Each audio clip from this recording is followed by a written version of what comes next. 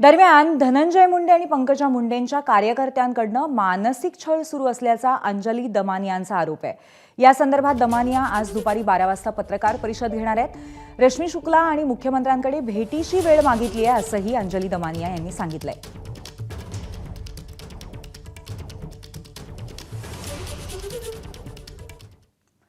संतोष देशमुख कुटुंबियांना यापुढे त्रास झाला तर एकाला सुद्धा रस्त्याने फिरू देणार नाही। आपल्या समाजाला त्रास झाला तर त्यांच्या घरात घुसून मारायचं असं वक्तव्य काल मनोज जरांगेंनी केलं होतं। त्यांच्या या वक्तव्यावरती आता लक्ष्मण हाकेंनी काय प्रतिक्रिया दिली आहे पाहूया। जर देशमुख कुटुंबियांना जर यापुढे त्रास झाला तर एकाला सुद्धा रस्त्याने फिरू देणार नाही।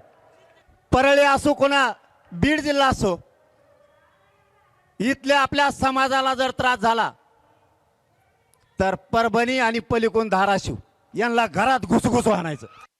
मला वाटतंय अशी चेतावणीखोर वक्तव्य जर जरांगे करत असतील तर या महाराष्ट्राच्या मुख्यमंत्र्यांना, गृहमंत्र्यांना माझी विनंती आहे की अशा माणसांचा तात्काळ बंदोबस्त करावा, नाहीतर जातीय तेढ निर्माण होईल, सामाजिक सुरक्षा धोक्यात येईल आणि दोन समाजामध्ये तेढ निर्माण होऊन या महाराष्ट्रामध्ये अराजक निर्माण होईल।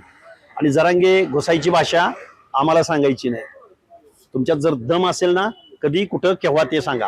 असल्या चिथावणीखोर आणि असल्या धमक्या जरांगे कोणाला तरी तिकडे द्या, अशा धमक्या या महाराष्ट्रामध्ये खूप लोकांच्या धमक्या बघितलेल्या आहेत। एबीपी माझा, उघडा डोळे बघा नीट।